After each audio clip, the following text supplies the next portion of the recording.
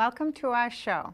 Through our work with New England Tutors, I have seen a significant increase over the past few years in the need for supporting students with alternative learning challenges.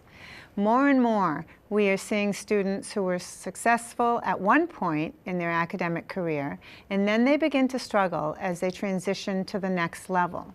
Often the parents and teachers are baffled and don't understand why their student is struggling.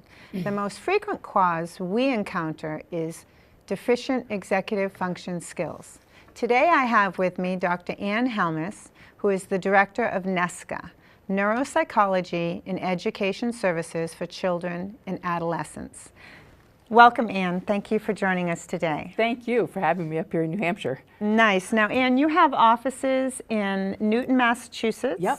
and up here in Derry, correct? In Londonderry, yep. Londonderry, We I'm opened sorry. our office about a year and a half ago here in Londonderry. Wonderful. So can you give our audience an abridged version of what executive function skills are? Yeah, executive functioning is kind of an abstract concept that refers to the set of skills that all of us need in order to engage in goal-directed behavior. So if we want to accomplish a task, especially a task that's either novel or complicated, there's a whole set of skills that we need to put in place to do that. And the skills are usually divided into sort of two branches.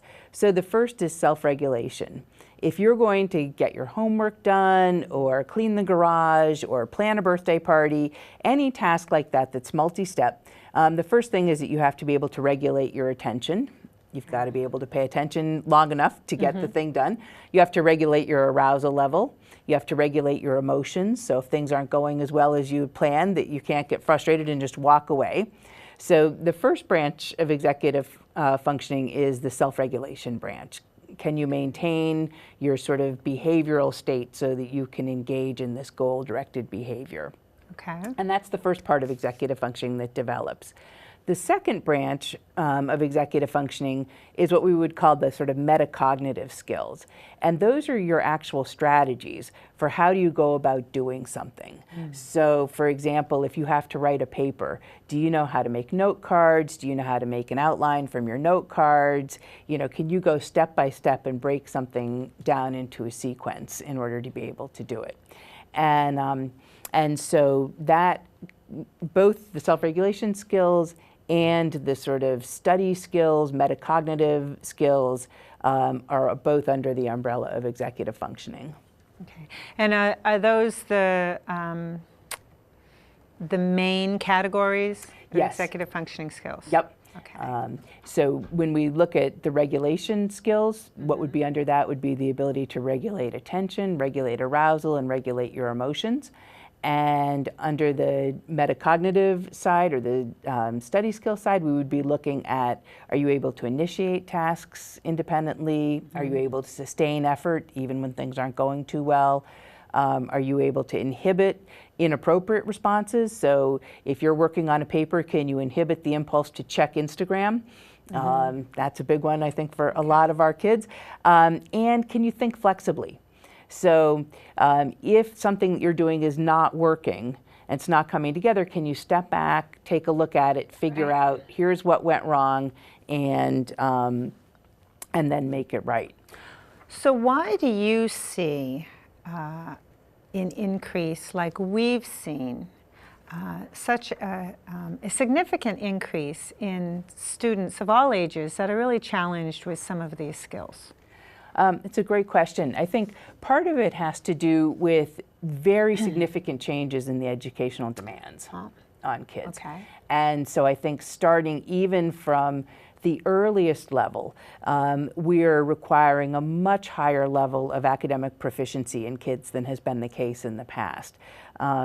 So for example, I was visiting a preschool last week and was talking to the director of the preschool, and she said, really, all the parents here want their kids reading in preschool. And developmentally, there's not a lot of brains that are ready for reading. And so when you create, a curriculum that is developmentally ahead of where kids are, they're going to struggle with being able to master that. And part of it is that they won't have the executive functioning to be able to do it. Right. And then I think what we see in all of the grades, really starting in elementary, is that the style of teaching has changed a lot, even since the time that you were in school or I was in school, which is that in the old days when we were in school, it was sort of enough to know the information, right? So I think about a classroom that I visited, and they were teaching the kids about the layers of the atmosphere. And I thought, when I was in school, they would have given us a worksheet, and they would have seen if we knew what the 5 layers of the atmosphere were. We would have written them down, maybe drawn a picture, turned it in, that would have been it. In this classroom, they had to make a skit illustrating the 5 levels of the atmosphere. Right. So creating a skit, coordinating 4 or 5 people, getting props, making a script, all of that, these were 5th graders. That takes a lot of executive functioning. Right? So you've got to be able to organize that task, you've got to organize the materials, you've got to sequence the steps, right? It was a whole lot easier when we just had to fill out a worksheet. Right. Or draw a little diagram showing the 5 layers. Now they have to do these much more complex type of tasks. Or another example, I was in a 2nd grade class, and what the kids had to do was, the teacher had been teaching them that in stories there's sort of rising action, there's a climax or a conflict, and then there's sort of a resolution, and it made this sort of hill. And what they had to do was to pick a fairy tale, and the fairy tale had the basic parts of it laid out. They had to cut out each of these sentences for the fairy tale and then glue them on to this graph showing what was sort of rising action, what was the climax, what was the resolving action. That was in 2nd grade. Wow. That's a lot of executive functioning, totally aside from, do you understand the abstract concept of rising action, right? So you're really speaking to an average student who may be coming into the school system and moving through the school system. How does this impact students that have actual learning disabilities or emotional disabilities? How does it impact those students? Yeah, that's a great question. I think probably one of the universal things that we see if you have any sort of disability is that you're going to have executive functioning problems. So if you have ADD, you're probably going to have executive functioning problems. If you have emotional issues, you're going to probably have executive functioning problems. Okay. Most kids with learning disabilities have executive functioning problems. Why is that? Because in each of those disability areas, we're saying that there's a part of the brain that's not functioning properly. And executive functioning really requires the integration of all parts of your brain. Okay. So if there's any part that's not functioning exactly correctly, what you're going to see is that that part can't play its role in executive functioning, and you're going to see executive functioning issues.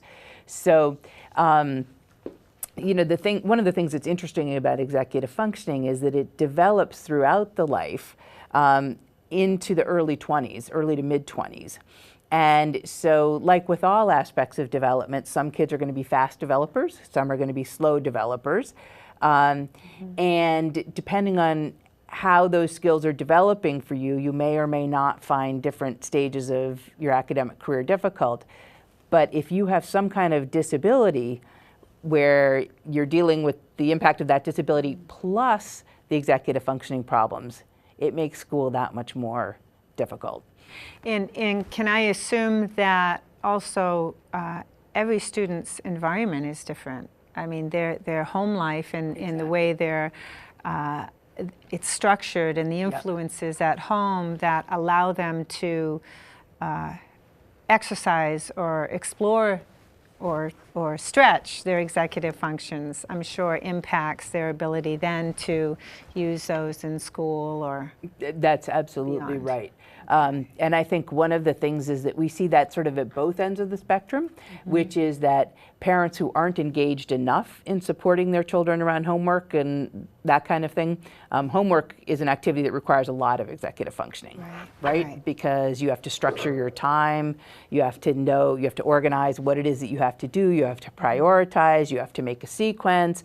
If something takes twice as long as you thought, you're going to have to adjust your schedule. All of those are executive functioning skills. But what's interesting is that we're also seeing very significant problems in executive functioning with kids who have parents that are over-involved. So when you get the helicopter parents and the ones that are saying, okay, now do your math, okay, at 5:30, okay, you're done with your math, now I need you to do this. how is the child developing executive functioning? Right. And many of these kids are then going off to college where the executive functioning demands really increase exponentially and are struggling because they haven't had to sort of grapple with how to do this on their own with support because they've had parents that have been way over involved and basically sort of put them on a schedule and now do this, now do this, now do this, now do this. And I would like to think that that's where the value of things like chores and having an allowance and making dinner, having one night of the week be your dinner night, things like that. These are all very old-fashioned ideas, Allison. We did. Doing your laundry, learning how to do your laundry. That's right. And you know what I often hear from parents, we have a questionnaire that parents fill out when they're coming to our office, and it says, what chores does your child regularly do? And most parents will write like, brings their dish to the sink or nothing. And when I question parents about that, they say, yeah, no, I don't have them do any chores because, with AP Physics and with this and this and this, they're already busy enough. And I think they're kind of missing the boat because you're exactly right. Learning these executive functioning skills is much easier to do and much more fun to do in the context of we're going to plant a garden this year. Right. Then, we're trying to figure out the difference between Plato and Aristotle and put all that information in a paper. Sure. So can you give me a few examples of what are some symptoms or how does that play out? What are some things they would see their students doing that would raise a red flag and say, maybe my student's struggling with an executive function? How does that Yeah. What does that look so like? I think one of the key things maybe is erratic performance. So that it's kind of like if there is enough external structure or enough external stress, they are actually able to write the paper or study for the test and do it and do well. So then we know, okay, well, they have the academic ability, they have the intelligence, they have all of the skills that they need to do this, but what they don't have is the ability to sort of structure themselves to study. And so if, the parent is standing over them and forces them to study and they do well, but then the minute that nobody is standing over them, they don't do well, I think that's a first sign that maybe you're dealing with an executive functioning problem. How about in the classroom? Yeah, so in the classroom, I think, what we often hear from teachers is he's really smart, but he's disorganized. So he did his homework, but he didn't turn it in, so I couldn't give him full credit. Or he knew all the information, but the paper that he wrote was impossible to follow. It wasn't well organized, so he got a poor grade. As one teacher said to me, an A paper turned in 5 days late now becomes, a C paper, kind of thing. That's interesting because those events that you describe, we see often are related to our students that struggle with ADD, ADHD. Exactly. So does that really go hand in hand? Yep. So it's, so ADHD basically means that you have significant difficulties paying attention. Okay. That's what ADHD is. I have probably never seen a child with ADHD that didn't also have executive functioning problems. And so the executive functioning problems describes the inability to organize time, organize materials, engage in complex or unfamiliar tasks in a logical, sort of systematic fashion. So they absolutely go hand in hand. Interesting.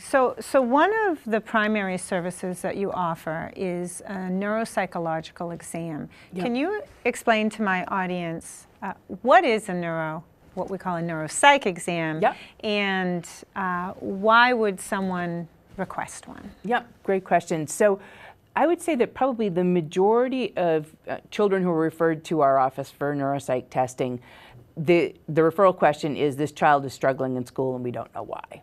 And particularly in situations where the child has always done well, did fantastic in elementary school and somehow the wheels are falling off in middle school, or we thought she was terrific until she went to high school and now she can't manage these increased demands. What's going on? And I think the way to look at it is to say that as you increase the demands, then underlying weaknesses are going to come to the fore. Right? So in elementary school, we don't require a lot of organizational skills. In elementary school, they pretty much hand you something to do Sure. and you do it. And so if you have organizational skills problems, they may not emerge until middle school or maybe not even until high school. So we keep turning the heat up under kids, and at different points, kids are going to not be able to manage the demands.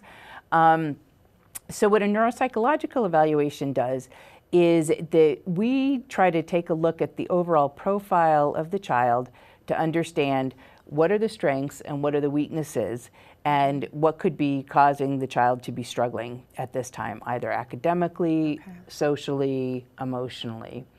And the way that we do that is we have sort of three major sources of information. So one is that we try to get a very detailed history from the parents, from the medical history? We're looking at the child's developmental history, medical history, birth history, educational history. When did they do well? When did they not do well? What kinds of supports were in place? All of that. Then we want to get good clinical observations. And so those observations come from the parents, both which we elicit both in interview and on standardized questionnaires. What's your child like in this type of a circumstance? What are they like in this kind of a setting? What helps the problem? What makes the problem worse? As many observations as we can get from parents. We then try to gather the same information from teachers through questionnaire data, and sometimes through phone calls, and sometimes through classroom observations. So what do they look like in the class? You know, how does this problem present itself in the class?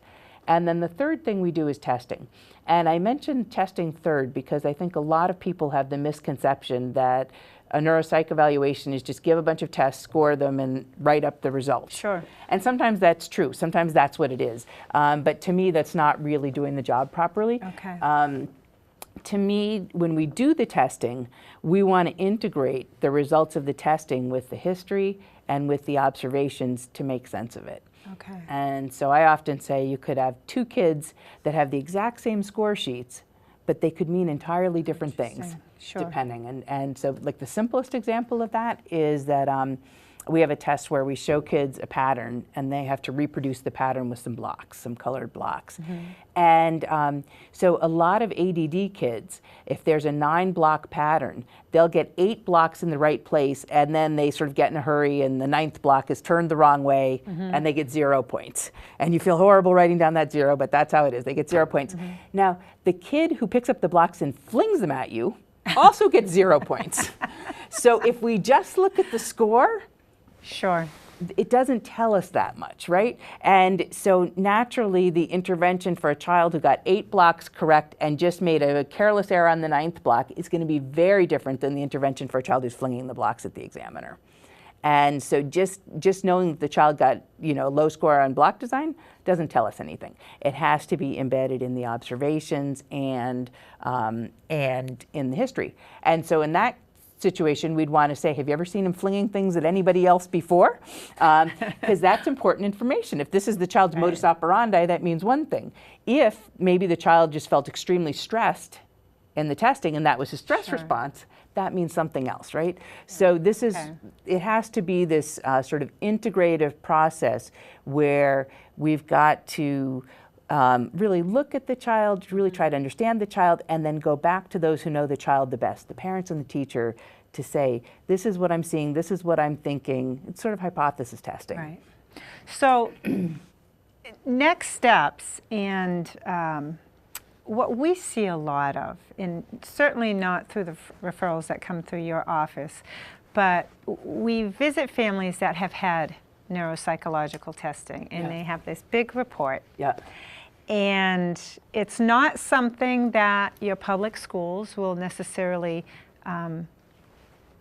even acknowledge or take into consideration when they're writing an IEP or a plan to help their student be successful. And parents get very frustrated because they've spent the time and their resources in getting this exam, and they have all this information, but it seems like there's a big disconnect between what they've identified and what they have and what the school actually can use or the family can actually use. So maybe you can help us understand much of what you do, because I know you do the exams, you actually do these assessments, and then what are really next steps for families that maybe have gone that route and they've had the assessment done, and now what do we do with this? Right. You know, it is a huge investment of resources to have a neuropsychological evaluation done on your child, and my feeling is that it needs to be worth it in the end. Right. And so just generating a lot of data for that's not going to make it into the schools or make it into the hands of a tutor doesn't make a lot of sense to me. And so I guess the first thing that I would say is that it's critical to get good referrals for where you're getting a neuropsychological evaluation done. And I think one of the things that you want to look for is, do they offer a feedback session for parents? And, as opposed to just sending the report. And at NESCA, I work really hard to make sure that, that all of our clinicians who meet with parents are able to convey the information in a way that the parents can really understand what's happening. Because the parent is the number one advocate for the child.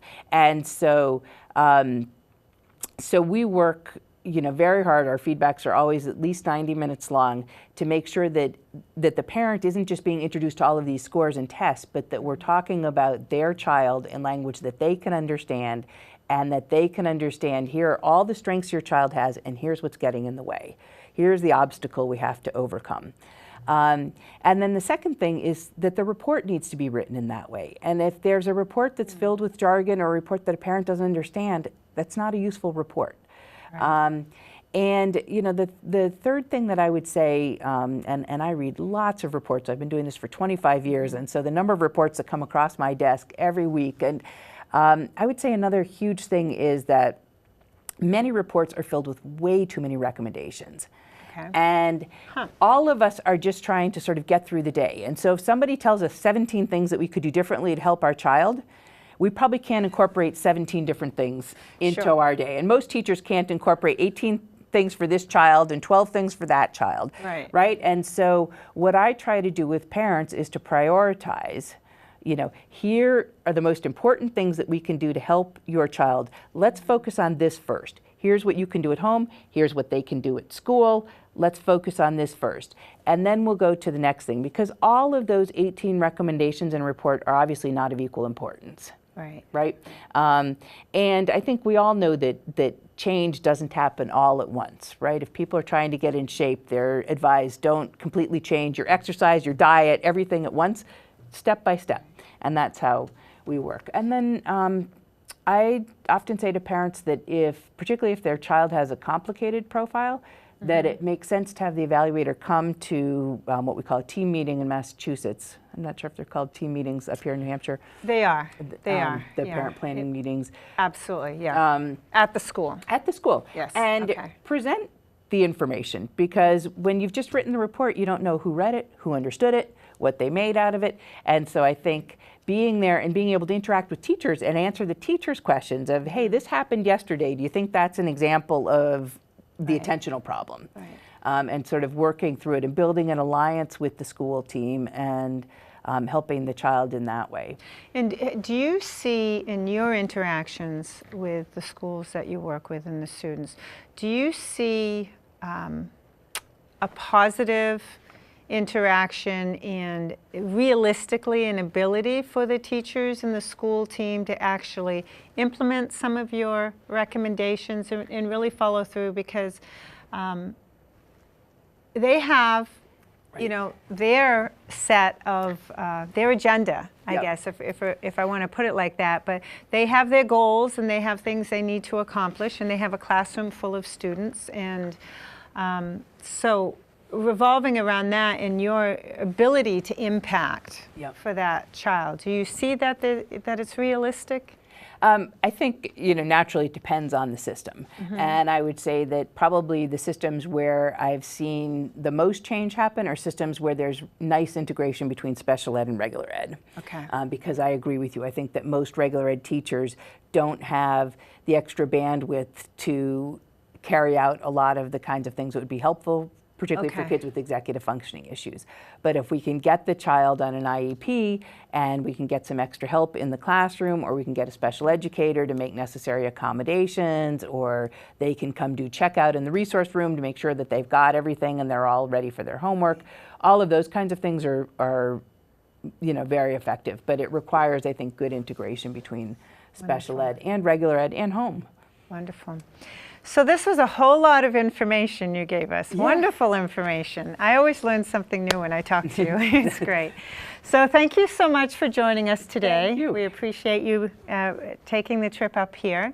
And maybe you'll join us again on another interesting topic. Great, thank you very much. Thank you so much. So that's our show for today. Thank you for joining us. If you'd like more information about New England Tutors or NESCO, would like to speak to myself or Anna, information is here on the screen. Would love for you to join us next time, where we're going to talk about a growing concern in our schools at all ages, and that's anxiety.